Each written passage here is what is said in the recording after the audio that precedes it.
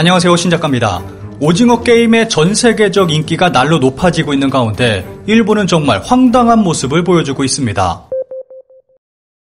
전 세계에서 오징어 게임 열풍이 불고 있습니다. 이 가운데 오징어 게임 참가자가 매년 수백 명이나 되고 이들이 사라지는데 어떻게 모를 수가 있냐며 말이 안 된다고 말하는 사람들이 있습니다. 우리가 모르는 세계에서는 믿을 수 없는 일들이 벌어지고 있습니다. 한국에서는 매년 2천여 명의 성인들이 사라지고 있습니다. 지난해에만 1,700여 명의 성인이 실종 신고 후 숨진 채 발견됐고 925명은 아직 생사를 알 수 없는 상황입니다. 지난 5년간 1만여 명의 성인이 실종 뒤 행방을 알 수 없거나 사망한 채 발견됐지만 18세 이상의 성인은 범죄 혐의가 없다면 실종 신고 대신 가출 신고가 되기 때문에 경찰의 수사에는 한계가 있습니다. 오징어 게임에서 사람들이 사라지는 일은 현실에서도 실제로 일어나고 있는 것입니다. 그리고 드라마에서는 쌍용차 사건을 다루는 등 현실의 문제를 이야기하고 있어서 더 깊은 공감을 느끼게 되는 것 같습니다. 오징어 게임이 세계적 인기를 끌자 중국이 발벗고 나섰습니다. 전 세계를 상대로 물건을 판매하는 중국의 알리익스프레스에서 오징어 게임을 검색해봤습니다. 셀 수도 없이 많은 관련 상품들이 쏟아져 나왔습니다. 중국 업체들은 오징어 게임의 인기를 확인하자 발빠르게 관련 제품들을 불법으로 제조 판매하고 있습니다. 그리고 수많은 외국인들은 이번 할로윈을 위해서 이러한 제품들을 구입하고 있습니다. 이 아이템들 중에는 오징어 게임 명함도 있을 정도입니다. 드라마에 나왔던 거의 모든 아이템들을 만들어 팔고 있다고 볼 수 있습니다. 심지어 중국인들은 오징어 게임 블루레이까지 판매하고 있습니다. 영어 자막을 단 블루레이는 $20 정도에 판매되고 있습니다. 중국의 이러한 불법 행위는 상상을 초월하는 단계까지 와 있습니다. 중국이 이렇게까지 손을 대고 있다는 것은 그만큼 오징어 게임의 인기가 전 세계적으로 높다는 것을 의미합니다. 이미 해외에서는 올해 할로윈 의상은 오징어 게임이 될 거라는 글들이 올라오고 있습니다. 종이의 집은 한물 같고 올해는 오징어 게임이라는 글도 올라오고 있습니다. 심지어는 자신의 팔에 무궁화 꽃이 피었습니다. 인형을 문신한 사람도 있습니다. 종이의 집과 오징어 게임을 합성하는 등 수많은 팬아트도 올라오고 있습니다. 그리고 드라마에서 알리 캐릭터도 세계적인 인기를 얻고 있습니다. 알리 팬아트도 굉장히 많이 볼 수 있습니다. 이런 오징어 게임은 스페인에서 폭발적인 인기를 끌고 있습니다. 오징어 게임, 넷플릭스 역사상 가장 많이 본 한국 시리즈의 매력은 무엇인가? 오징어 게임, 글로벌 현상이 된 한국 넷플릭스 시리즈.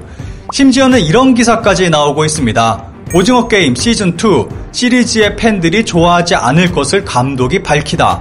황동혁 감독이 시즌2에 대해 구체적 언급을 하지 않은 것을 두고 기사화까지 하고 있습니다. 프랑스에서는 오징어 게임 때문에 시민들이 분노하는 일까지 벌어지고 있습니다. 넷플릭스 프랑스가 파리에 오징어 게임을 경험할 수 있는 임시 체험 공간을 오픈했습니다. 인기가 폭발하다 보니까 작은 공간을 마련해 오징어 게임 홍보를 계획한 것으로 보입니다. 전시장 안은 오징어 게임을 테마로 인테리어되어 있고 달고나, 딱지 등이 전시되어 있습니다. 그런데 넷플릭스의 예상을 뛰어넘은 것인지 정말 많은 사람들이 몰리고 있습니다. 전시장을 보기 위해서 수많은 인파가 몰리고 있고 수백 미터의 줄이 이어지는 진풍경이 벌어지고 있는 것입니다. 심지어는 6시에 칼같이 전시장 문을 닫자 1시부터 기다린 시민들이 소리를 지르며 시위까지 벌이는 일이 발생했습니다. 오징어 게임의 인기를 실감할 수 있는 또 하나의 사례가 있습니다. 릭앤모티에서 오징어 게임을 패러디한 그림을 공개했습니다. 이러한 모습을 보면 전 세계에 큰 영향을 주고 있다는 것은 틀림없는 것 같습니다. 오징어 게임이 유일하게 1위를 못하던 나라가 인도였는데 인도에서 1위를 하며 전 세계 1위를 달성하게 됐습니다. 이런 오징어 게임은 넷플릭스 사상 최대 시청이 확실시되고 있습니다. 이와 함께 넷플릭스 주가가 사상 최고치를 기록한다는 보도까지 나오고 있습니다. 뉴욕 포스트는 넷플릭스의 잔혹한 오징어 게임은 어떻게 전 세계에 대혼란을 일으켰는가 라는 제목의 기사를 냈고 각종 미국 TV에서도 소개되고 있습니다. 보시는 화면은 굿모닝 아메리카에서 오징어 게임의 열풍을 소개하는 장면입니다. 쟁쟁한 작품들을 누르고 1위를 한 것과 전 세계에 오징어 게임 열풍이 불고 있다는 것, 그리고 세계적으로 한국의 문화 콘텐츠가 인기를 끄는 것도 소개하면서 이러한 인기의 이유를 분석하고 있습니다. 미국에서 오징어 게임의 인기는 여기서 끝나지 않습니다. 10월 6일 지미 펠런 쇼에 오징어 게임 출연진들이 출연한다는 소식이 나왔습니다. 오징어 게임 출연진이 미국 MBC의 간판 프로그램 지미 펠런 쇼에 스페셜 게스트로 출연하게 됐습니다. 방송 날짜는 미국 현지 시간 10월 6일입니다. 보도에 따르면 MBC와 넷플릭스 측 모두 출연이 사실임을 확인하면서도 구체적으로 누가 출연하는지 밝히지 않아 출연진에 대해 시선이 집중되고 있습니다. 오징어 게임의 인기는 일본도 예외는 아닙니다. 일본에서는 벌써 오징어 게임을 패러디한 AV가 출시됐습니다.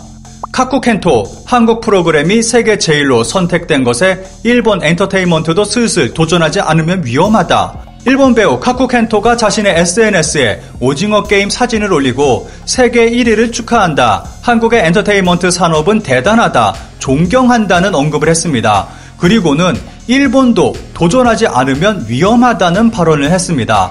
그런데 일본의 엔터테인먼트 산업은 이미 몰락해버렸습니다. 그 원인은 세계의 흐름을 읽지 못하고 섬에 갇혀 갈라파고스화된 것과 복잡한 저작권 문제 등을 들 수 있을 것입니다. 다음 소개하는 기사는 일본 엔터테인먼트 산업 몰락의 일부분을 보여준다고 생각합니다.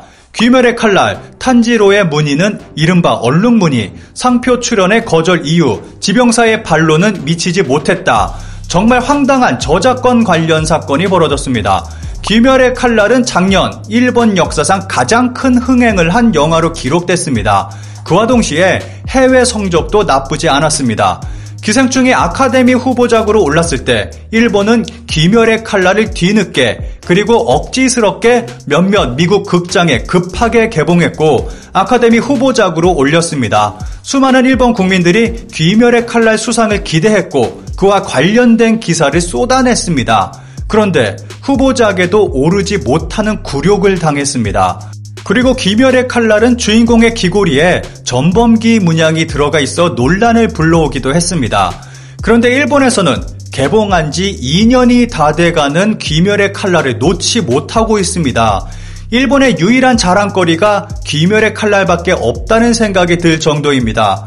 그런데 귀멸의 칼날을 출판한 슈에이사가 주인공이 입고 있는 옷의 무늬를 상표 출원한다는 황당한 일을 벌였습니다. 주인공의 옷 무늬는 초록색과 검은색의 단순한 바둑판 모양으로 되어 있습니다.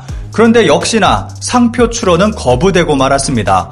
만약 이것이 인정된다면 터미네이터2의 바닥도 저작권이 인정돼야 할 것입니다.